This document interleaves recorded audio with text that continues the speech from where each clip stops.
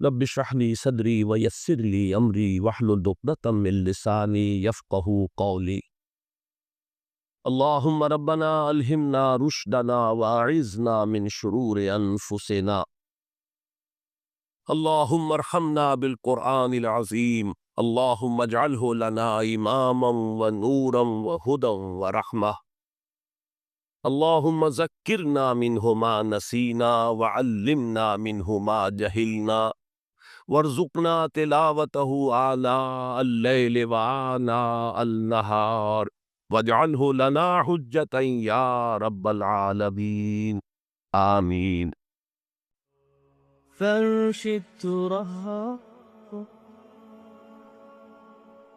يضمني وهو غطاء. اب میں ایک موضوع لے رہا ہوں، یہ جو قربانی کا مسئلہ ہے، اس کے بارے میں ایک زمانے میں تو بہت منکرین حدیث کی طرف سے اس کے خلاف بڑی جو ہے ایک مہم چلی تھی کہ ختم کیا جائے اس کو. یہ خام خواہ جو ہے خرچ ہوتا ہے بہت بڑا اور ضائع ہوتا ہے گوشت. اتنے بڑے پیمانے پر گوشت ہوتا ہے، کھایا نہیں جاتا. اچھا، ایک زمانے میں فریج بھی نہیں تھے، یہ بھی نہیں کہ آپ محفوظ کر دیں، گوشت ضائع بھی ہو سکتا تھا. اور بھی چیزیں جو ہے وہ گوشت کی وہ صحیح طور سے استعمال نہیں ہوتی تھی.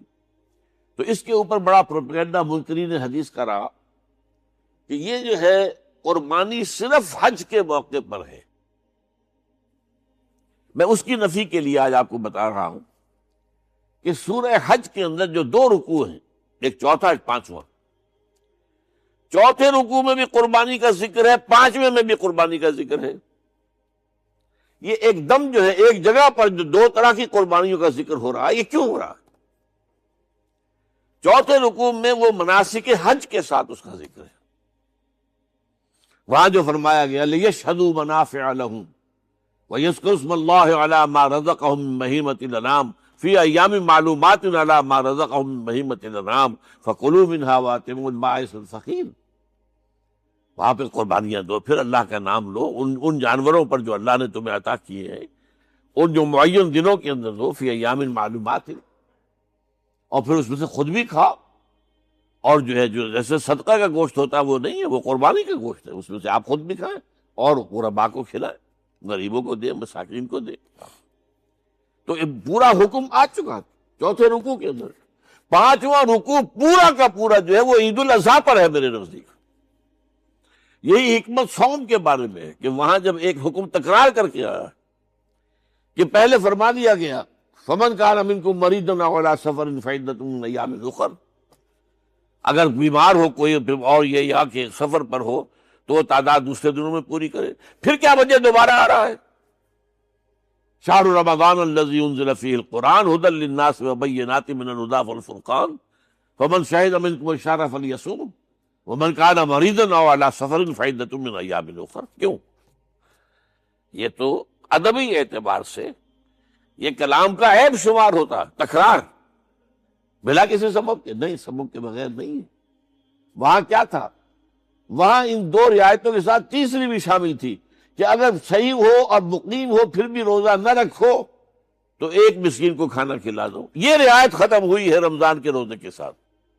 اب رکھنا پڑے گا روزہ، اور اگر بیمار ہو یا سفر پر ہو تو ٹھیک ہے، دوسرے دنوں میں پورا کرو، پورا کرنا لازم ہے اس کا.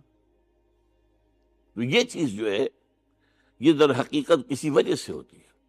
بالکل یہی بات ہے سورہ حج کے چوتھے رکوع کے اندر وہ جو قربانی ہے حج کے ساتھ اس کا ذکر آ چکا. اب سنیے یہ جو آ رہا ہے، فرمایا وَلِكُلِّ أُمَّةٍ جَعَلْنَا مَنْسَكًا، ہر امت پر ہم نے ایک جو ہے قربانی کا معاملہ نازل وہ جو ہے فرض کیا ہے. میں نے چونکہ آج شروع میں کہا تھا کہ صوم اور حج میں کچھ مشابہتیں ہیں. دیکھیے صوم کا حکم بھی آیا تھا تو کس طور سے آیا تھا؟ یا ایھا الذین آمنوا کتب علیکم الصیام کما کتب علی الذین من قبلکم لعلکم تتقون. اہل ایمان تم پر روزہ رکھنا فرض کیا گیا جیسے کہ فرض کیا گیا تھا ان پر جو تم سے پہلے تھے. یہاں پر اسی حوالے سے بات ہو رہی ہے کہ مسلمانوں یہ قربانی صرف تم پر فرض نہیں کی جا رہی، یہ تو ہر امت پر، ہر نبی ہر رسول کی امت. وَلِكُلِّ أُمَّةٍ جَعَلْنَا مَنسَكًا لِيَذْكُرُوا اسْمَ اللَّهِ عَلَيْهَا، تاکہ وہ نام لیں اللہ کا، عَلَىٰ مَا رَزَقَهُم مِّن بَهِیمَةِ الْأَنْعَامِ، جو کچھ اللہ تعالیٰ نے انہیں رزق دیا ہے، یہ چوپائے جو ہیں حیوانات قسم کے، ان پر اللہ کا نام لے کر چھری پھیری جائے، اللہ کے نام سے ان کو ذبح کیا جائے۔ فَإِلَٰهُكُمْ إِلَٰهٌ وَاحِدٌ فَلَهُ أَسْلِمُوا، تو یہ جان لو کہ اس قربانی کی اصل روح کیا ہے؟ وہ یہ ہے کہ اللہ تمہارا ایک الہ ہے، اسی کے سامنے تمہیں سر جھکانا ہے۔ یہ روح تقوی اگر نہیں ہوگی تو یہ قربانی بے معنی ہو جائے گی۔ نماز و روزہ و قربانی و حج یہ سب باقی ہیں، تو باقی نہیں ہے۔ جب اللہ تعالیٰ کے ساتھ تعلق نہیں ہے تو یہ ساری چیزیں ریچولز بن جائیں گی۔ اب یہ بھی ہوتا ہے، 20 25 ہزار کے بکرے جو ہیں وہ لوگ لیتے ہیں، پھر ان کو گھماتے ہیں، پھراتے ہیں، ان کے اوپر ریشمی چادریں چڑھاتے ہیں، جو ہے وہ مہندی لگا کر، بہرحال وہ چیزیں جو ہیں یہ اظہار اس طرح کا یہ تو پسندیدہ نہیں ہے۔ تو یہ تو لوگوں کو دکھانے کی بات ہے اور اپنے پیسے کی جو ہے اپنی دولت کے اظہار کا ایک ذریعہ ہے۔ لیکن یہ کہ بہرحال قربانی انسان کرے اور یہ کہ اس کے اندر روح جو ہے تقویٰ کی وہ موجود ہوگی۔ فَإِلَٰهُكُمْ إِلَٰهٌ وَاحِدٌ فَلَهُ أَسْلِمُوا وَبَشِّرِ الْمُخْبِتِينَ، اور اے نبی ان لوگوں کو بشارت دے دیجئے کہ جو اللہ کے سامنے جھکے رہتے ہیں، خشوع اور خضوع کی شکل اختیار کرتے ہیں۔ الَّذِينَ إِذَا ذُكِرَ اللَّهُ وَجِلَتْ قُلُوبُهُمْ، وہ لوگ کہ جب اللہ کا نام لیا جائے تو ان کے دل لرز اٹھتے ہیں۔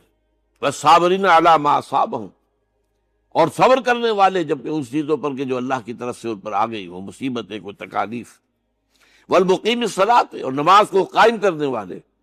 ومما رزقناہم ينفقون، اور جو کچھ ہم نے انہیں دیا ہے اس میں سے خرچ کرنے والے۔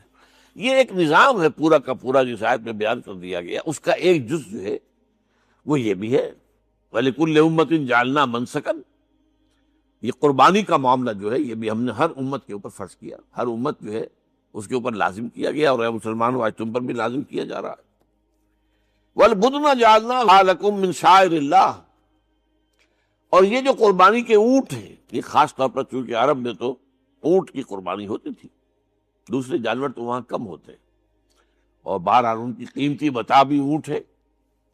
وَالْبُدْنَ جَعَلْنَاهَا لَكُم مِّن شَعَائِرِ اللَّهِ، یہ اللہ تعالیٰ کے شاعر میں سے یہ اونٹ جو ہے یہ قربانی کا اونٹ ہے، یہ مکے لے جایا جا رہا ہے، یا یہ بکرے اور یہ مینڈے جو ہیں یہ قربانی کے ہیں، یہ وہاں جا رہے ہیں، تو یہ بھی گویا کہ ایک طرح سے اللہ کی نشانیاں بن جاتی ہیں۔ ان کے حوالے سے اللہ تعالیٰ کا ایک تصور اور اللہ تعالیٰ کے ساتھ ایک ذہنی رشتہ قائم ہوتا ہے۔ لَكُمْ فِيهَا خیر، تمہارے لیے اس میں خیر ہے، بھلائی ہے۔ چنانچہ جب وہ جاتے تھے حج کے لیے تو جو بھی ان کے ساتھ دودھ دینے والا جانور ہے، قربانی کی نیت ہے لیکن دودھ جو ہے اس کا استعمال کر سکتے ہیں درمیان میں، اور بھی کوئی اگر ان کی کوئی چیزوں سے فائدہ اٹھانا ہو، لَكُمْ فِيهَا خیر۔ فَاذْكُرُوا اسْمَ اللَّهِ عَلَيْهَا، تو اب ان کا اللہ کا نام لو اس کے اوپر، صواف، صفیں باندھ کر وہ اونٹ کھڑے ہوتے ہیں اور ان کو نحر کیا جاتا ہے۔ آپ کو معلوم ہے ذبح نہیں ہوتا اونٹ، اتنا بڑا جانور ہے، گردن کتنی موٹی ہے، اس کا ذبح کرنا بڑا مشکل، نہر کہتے ہیں اس کو۔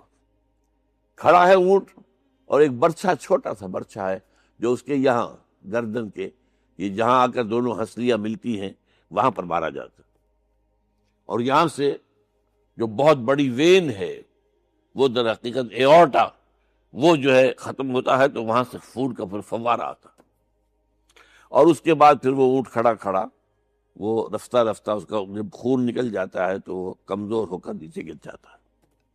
یہ نہر ہے۔